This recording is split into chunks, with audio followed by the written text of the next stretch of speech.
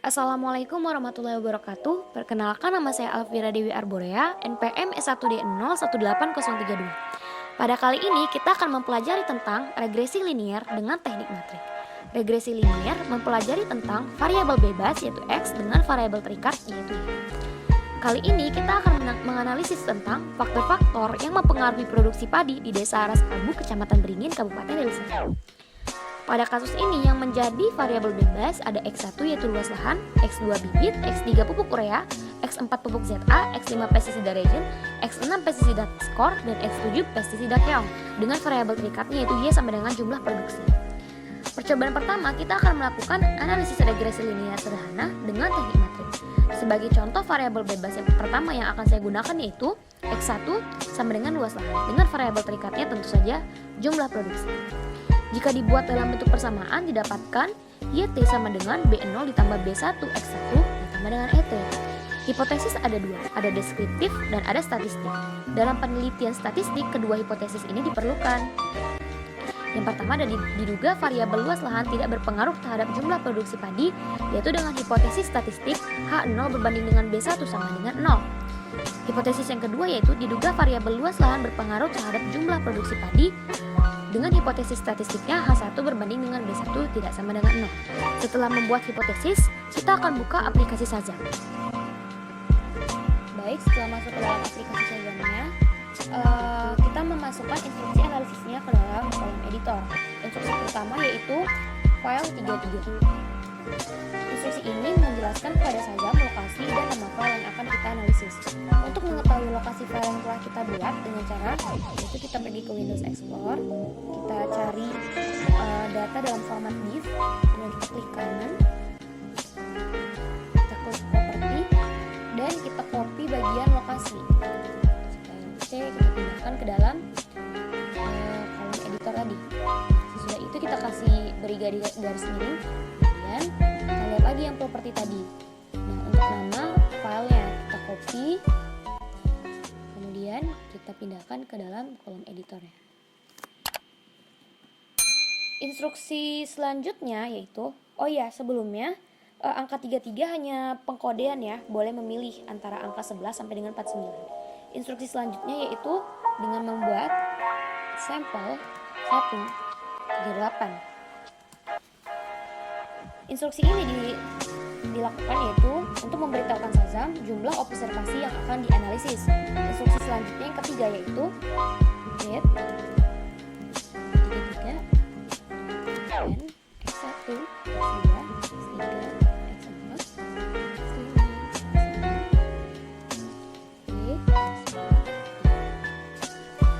Instruksi ini untuk memberitahukan Shazam membaca dan memberi label sebagai nomor pengamatan yaitu N dan variabel X1 luas lahan, X2 bibit, dan seterusnya. Instruksi selanjutnya yaitu GMR satu. Instruksi ini yaitu untuk membuat 38 dikali 1 vektornya semua elemen memiliki angka 1. Instruksi selanjutnya yaitu matrix X cons tanpa X1. Baiklah, instruksi ini digunakan untuk membentuk salah satu matrik dengan elemen konstanta yaitu X1. Yang selanjutnya yaitu instruksi R Y sama dengan Y. Instruksi ini yaitu digunakan untuk membuat vektor Y yang sebenarnya sama dengan Y. Selanjutnya yaitu matriks. Instruksi selanjutnya yaitu matriks beta. Matriks ini jadi matriks ini digunakan untuk matriks beta dengan V X kutip X bintang X kutip Y. Jadi instruksi ini digunakan untuk menghitung nilai beta dengan metode kuadrat terkecil. Selanjutnya Instruksi selanjutnya yaitu print beta. Instruksi ini yaitu untuk menampilkan hasil estimasi yang telah dihitung sebelumnya.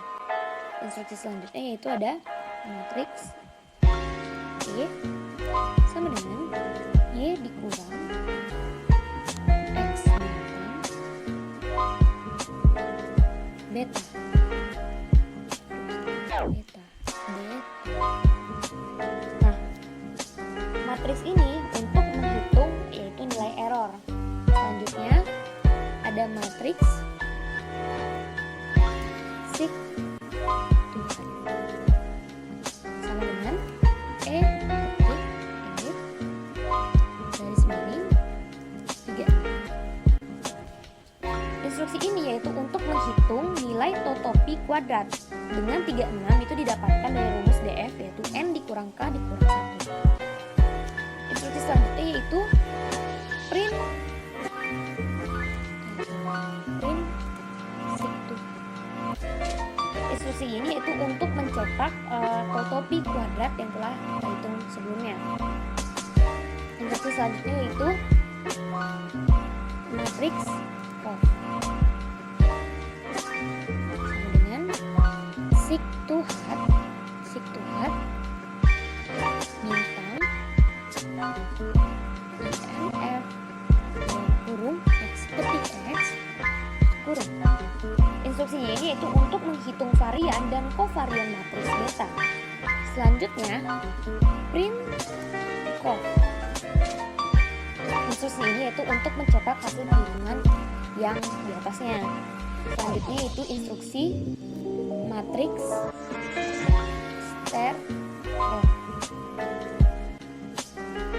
sama dengan SQRT dalam kurung diag dalam kurung OVB tutup kurung 2 kali. Instruksi ini yaitu untuk menghitung akar atau SQRT dari elemen-elemen diagonal yang ada dalam kovarian matriks yang telah dihitung dan menyimpang dalam vektor yang diberi nama steror. Selanjutnya, instruksi selanjutnya yaitu print steror. Kemudian klik stop.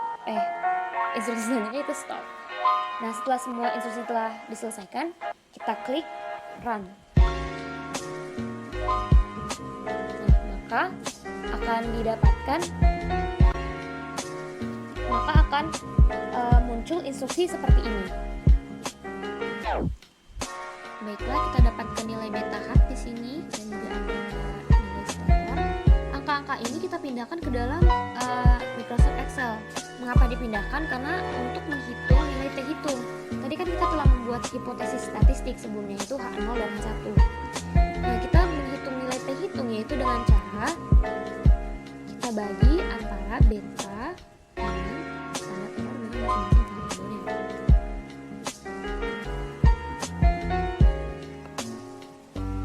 Nah, untuk uji hipotesis itu memiliki kriteria pengujian tertentu, yaitu jika nilai T hitung itu lebih besar daripada T tabel, maka terima H0 dan tolak H1. Artinya variabel luas lahan tidak berpengaruh terhadap jumlah produksi padi. Sebaliknya, jika T tabel itu lebih besar daripada T hitung lebih besar daripada T tabel, maka tolak H0 dan terima H1. Artinya variabel luas lahan berpengaruh terhadap jumlah produksi padi. Nah, langkah selanjutnya itu kita mencari nilai T tabel sendiri. Nilai T tabel itu, nah, di sini ada dua macam tes, ada two-tailed test dan one-tailed test. Pada pengujian ini kita menggunakan two-tailed test. Mengapa demikian?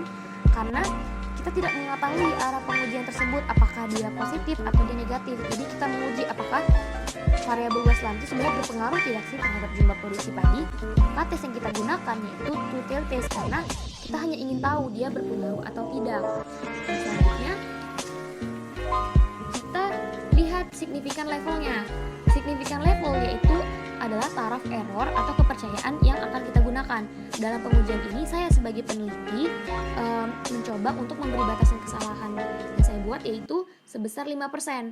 Nah, di sini juga ada kolom degrees of freedom yang mana kita dapatkan dari nilai DF sama dengan N dikurang K dikurang 1, di mana degrees of freedom saya yaitu 36.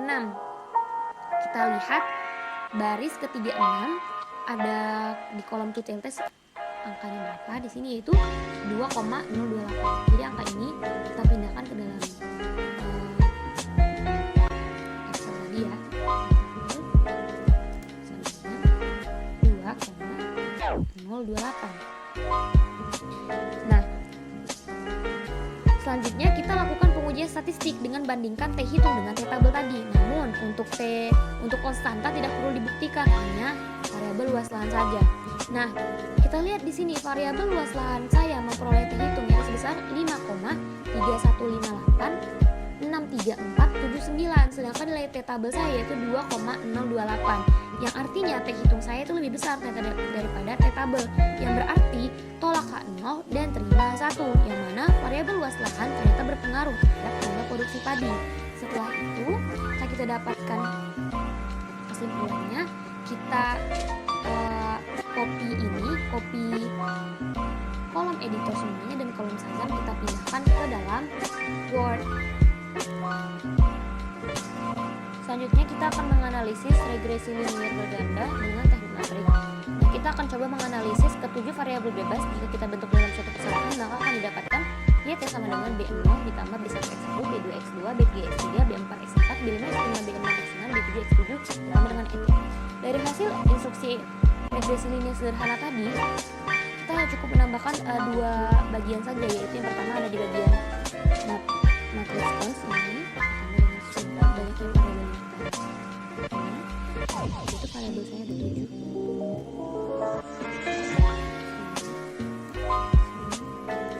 7. Nah, terus di bagian matriks subtuhat seperti ini, kita 30, mengapa 30? Karena kita dapatkan dari rumus DF tadi, yaitu respondensinya sebagai 38 dengan variabel 7 dan dikurang dengan 1, maka matriks subtuhatnya itu sebanyak 30. Kemudian kita run. Nah, jika kita run, kita akan mendapatkan nilai beta hat dan juga kita dapatkan nilai sterornya. Nah, nilai-nilai ini akan kita pindahkan ke dalam Excel.